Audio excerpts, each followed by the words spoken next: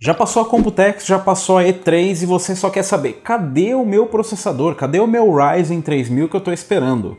E como assim, cadê esse Ryzen 3000? A AMD já anunciou vários modelos, mas eu sei de qual CPU você está falando. É aquele CPU que ainda não foi anunciado e você está esperando ele, mas eu tenho novidades para você. Com mais de 20 anos no mercado internacional, a Deepcool é líder em tecnologia e inovação na área de refrigeração para seu computador. Confira mais no link na descrição desse vídeo.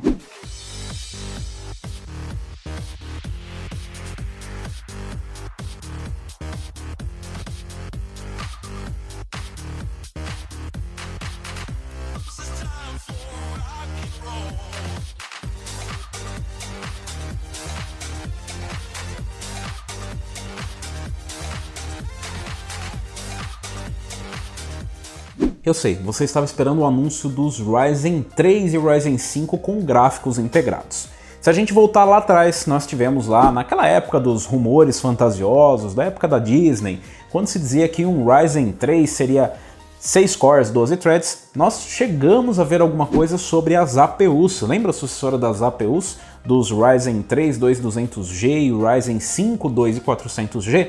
Pois é, eles também estão no pacote de lançamentos da AMD. Mas diferente daqueles rumores ou daquelas informações que nós tínhamos anteriormente de processadores com núcleos Zen 2 e com as GPUs integradas, nave não é bem isso que nós teremos. Sim, a AMD já lançou ou já revelou pelo menos os processadores Ryzen 5 3400G e o Ryzen 3 3200G, eles vão fazer parte aí da lineup dos Ryzen 3000, mas diferente do que você pode imaginar, ele não vai trazer gráficos nave integrado, não. Ao invés disso, nós teremos os bons e velhos gráficos Vega, que, segundo a Lisa Su, todo mundo ama.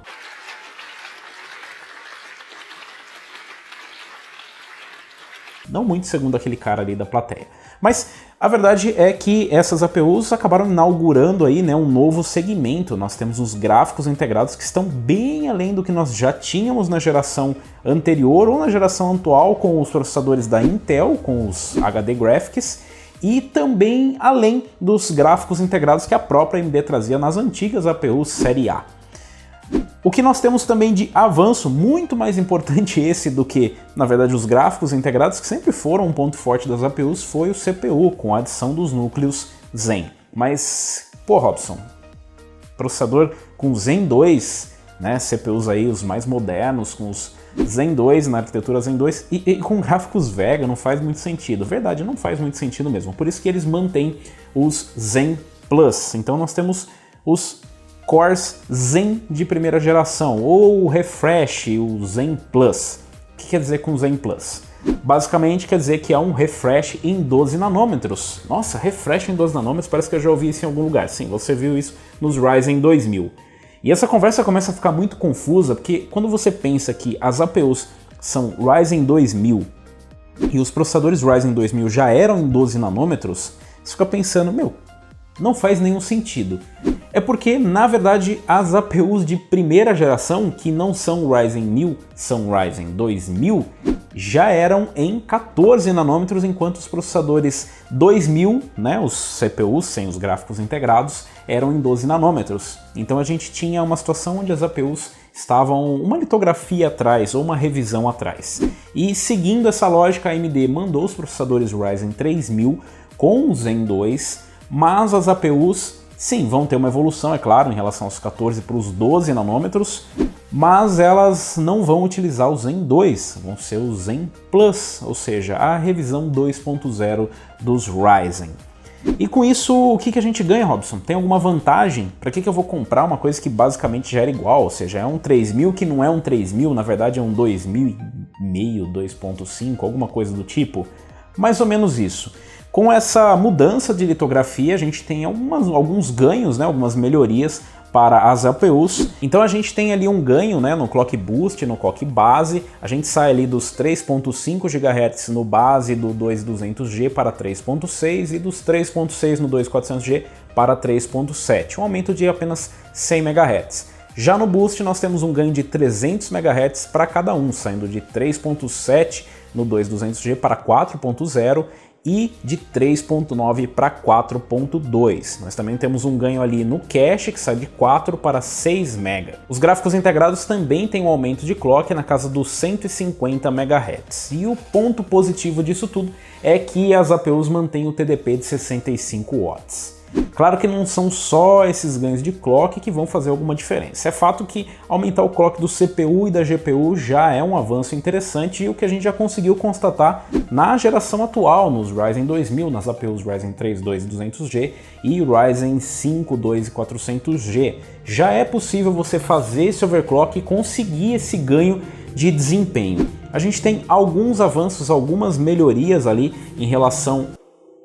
Caralho, não é possível que nego não ouve isso, mano, é muito alto. É verdade. Então é claro que não fica só nesse campo. Para ajudar um pouco, o Ryzen 5 2400G tem a adição do Precision Boost Overdrive.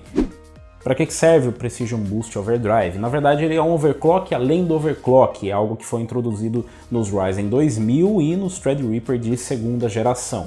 Isso também deve ter migrado para a terceira geração e ganhado algumas melhorias, mas não estava presente nas APUs Ryzen 2000, então nas 3000 nós teremos, pelo menos no 3400G, a adição do Precision Boost Overdrive.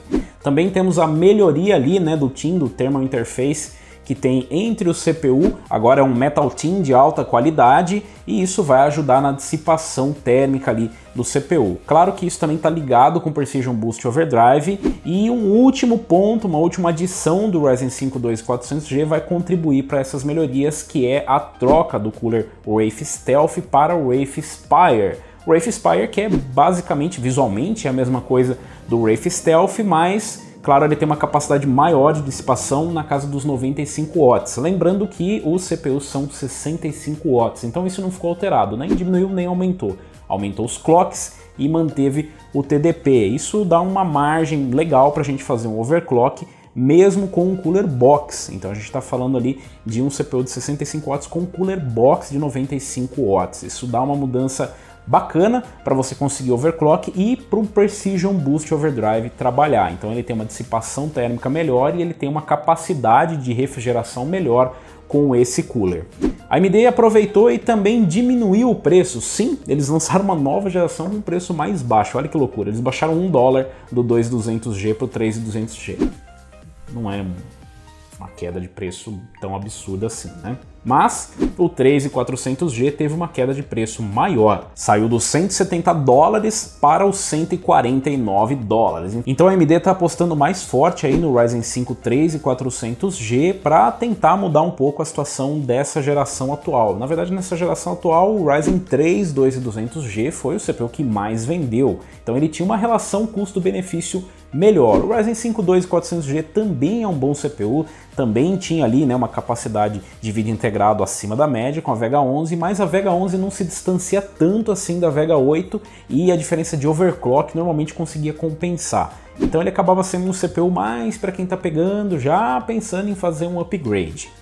Em relação às demais características, ficou inalterado, nós temos algum tipo de melhoria por passar de uma litografia para outra, mas a gente vai ver basicamente o que a gente viu do Zen para o Zen Plus e talvez até menos, já que essas APUs Ryzen 2000 já traziam algumas melhorias, como na controladora de memória, que estava inclusa ali no Ryzen 2000, ela fazia parte da lineup, mesmo que ela tivesse sendo construída ali em 14 nanômetros, ela já trazia algumas coisas que eram exclusivas dos 12 nanômetros. Então estou curioso para ver como que o Ryzen 5 2400G vai se sair frente ao novo Ryzen 5 3400G e principalmente essa diferença dos coolers e a mudança, né, a adição do Precision Boost Overdrive vai fazer algum tipo de diferença, principalmente em estoque, né, já que a gente está falando aí de um CPU de entrada. Mas eu quero saber de vocês esperavam Navi e Zen 2 para as APUs ou já sabiam que estava previsto dentro da lineup da AMD, dentro do roadmap, que seria um Ryzen 3000, as APUs com Zen 2, ou Zen Plus na verdade,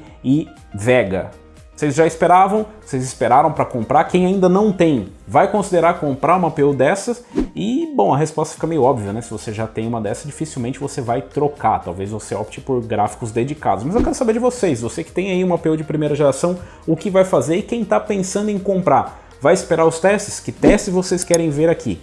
Deixa aí nos comentários. Se você gostou, se você curtiu esse vídeo, deixa um like. E se você ainda não é inscrito no canal, inscreva-se no canal, clica no sininho para receber as notificações de novos vídeos. E nós nos vemos por aqui. Valeu, falou e até a próxima!